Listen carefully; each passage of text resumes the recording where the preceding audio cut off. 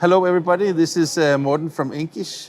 We are here at the Koenig and Bauer Durst open house, and behind us you see this amazingly large and hopefully very productive machine, VariJET 106. And I'm actually talking to, I guess you're the very first customer, right? We are indeed, yes. Okay. So, Pierre from Schelling? yeah. In Switzerland. Exactly. And I have to dig into something you told me before lunch. Basically, you came with the machine, right?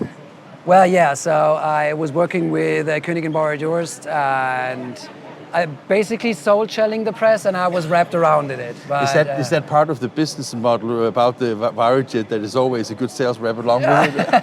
Actually not, but it was just a coincidence. Yeah. And I got to know Philip Schelling.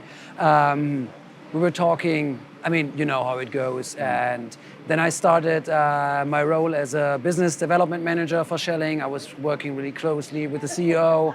So good times over there, but since 1.5 years, I'm in charge of the sales for Germany.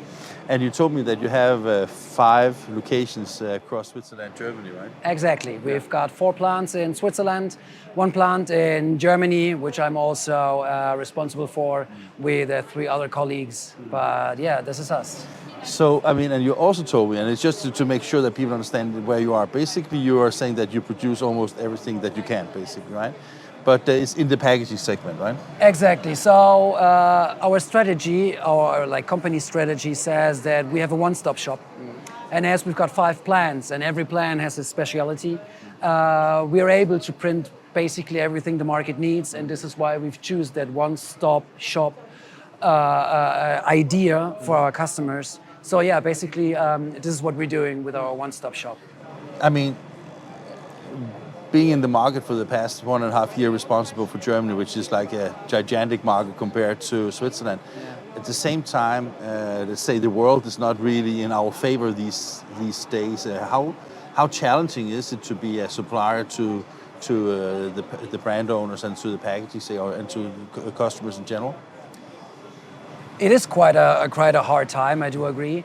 The thing is, me as a salesman, you need to talk to your brand owners and ask them, every sales guy is doing this, but you need to ask them, what is your pain point? And there is no marketing budget left and whatever, but if you talk to the brand owners, from time to time they say, I want to have like a campaign, I want to do something like where I can understand my customer. So we have this one big sweets brand in Germany. I'm pretty sure you all guys know it, I won't name it, but he said, or they said to us, hey, we want to track our customers in the store, so we need QR codes for every store to understand how the customer is moving. And they haven't had anyone who is capable of producing this. And then we came up with the VariJET. So basically what you're saying here is that you have, let's say, a customer that basically wants to have a better knowledge about what's going on in the retail shop with their products. And because the VariJET obviously is digital and can do variable data, yes, you can basically create a product that has an enormous higher value to them compared to if it was just like a single piece, right? Exactly. And the other thing is that a lot of brand owners, they actually don't care about numbers, but if you tell them you have a digital solution which is new, which is innovative, let me maybe say that the cost per sheet and whatever is not the topic you're discussing. You're using this opportunity in the market because it's new, it's cool, it's digital. So brand owners want to use like new technology. So for me as a salesman, as I said, it's not all about numbers. For us, it's getting to discussion, understand the market need, the customer need, what the brand needs. And then we have this solution which fits from time to time, but also we produce like we've always done in the conventional way. But this is always where you can play with the customer, but such a technology helps insanely. So when you decided, or your boss decided to invest in the VariJET, was that like a virgin market for you, or did you already had experience in digital? So some know that we've already had a Landa before, and we're a Swiss company. And as you know, those Swiss guys, they always want to be innovative. So this is what Schelling actually are. we have a lot of technologies and we want to be the first on the market. This is why we've wanted to be the first beta customer with this machine. So this whole notion of being first, being digital is also a huge part of our company's strategy. So this was one piece of this strategy going into the market. I'm asking because one of the things that I'm curious about is that, you know, if you are in the offset segment today and you're potentially looking into digital, as also some of the presentations were like, oh, it's just a slow offset press, but it's not. It is new business models, new revenue and profitability opportunities if you just do it right? By 100%. I mean, the thing is, Koenig and Bauer Durst saying we're standing in front of a folding carton press. I don't say this because we use this press for way more products. We have this wobbler QR thing which you can use on the point of sale. We've printed posters on it. We've printed calendars on it.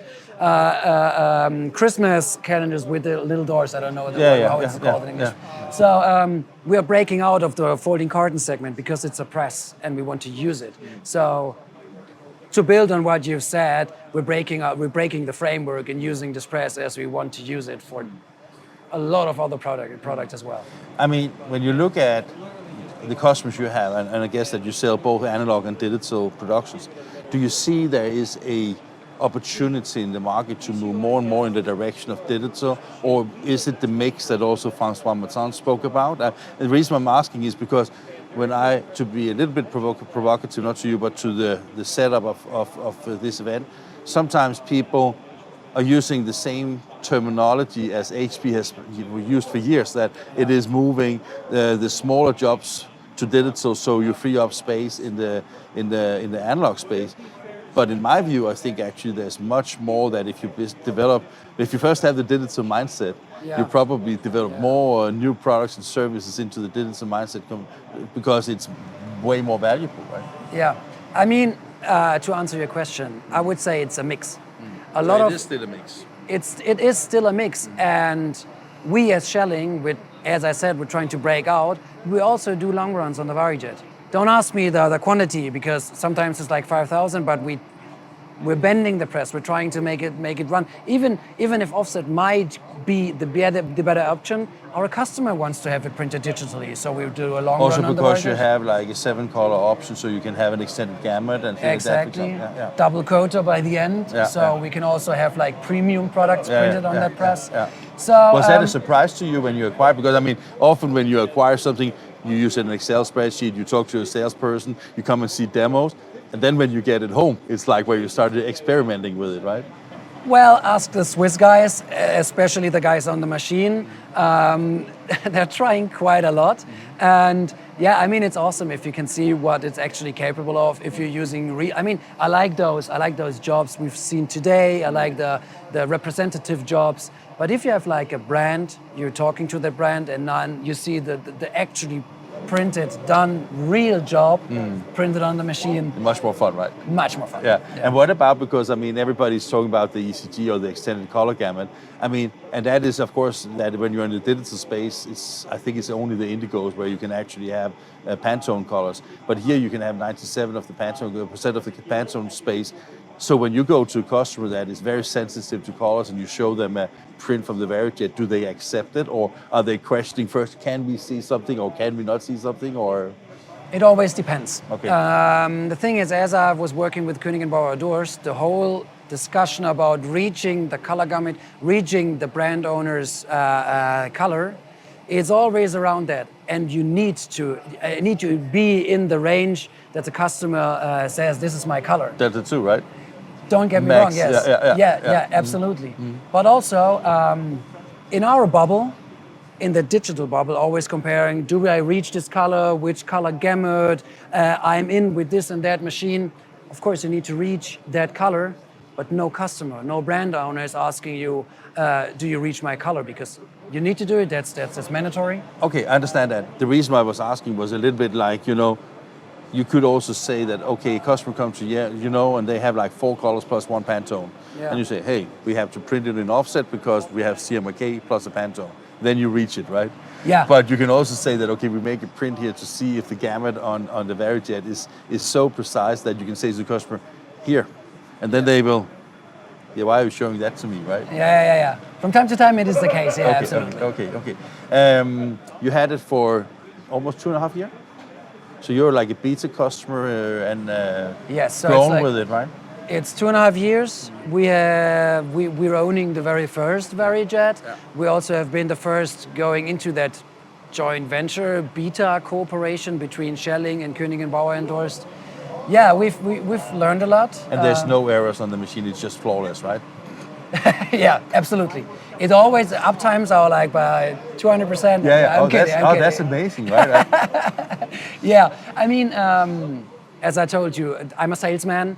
I'm not a technical guy, and I know that we've had and have some issues with the machine. This technology is new. We're still working on it. I guess that people go into it with that mindset. They know and understand it, right? But did you also see the improvements during the time? Absolutely. Because that is the most important thing, Yeah. actually, right? And also brand owners. We're talking all the day about brand owners, and I do understand. If you get your brand owner to the machine and they see their products running, and then maybe there's a software bug for 5 minutes or whatever, They don't care. they don't care. Yeah. I do understand the point of view, keeping in mind the TCO and the uptime and whatever, but I do use the VariJET more on an emotional level to give the customer the opportunity they maybe haven't had before, and now you can do something with those which simply amazes them. And yeah, if the machine stands for 5 minutes or you need to reboot it, they'll be like, yeah, I mean, my car don't always goes on in the morning as well. They used to, like you said, they actually don't care. Fantastic. Pierre, it seems that the first machine got a nice home, right? Yes. Yeah. And it also seems to me that you are really curious on exploring your opportunities with the machine. Well, that's my job as That's a your job, salesman, yeah, but yeah. I'm pretty hooked. So we've got a lot to do, but I think it's a good sign into the market, and I think it will be a good thing. Fantastic. Thank you, sir. Thank you. Good to see you. Good to see you.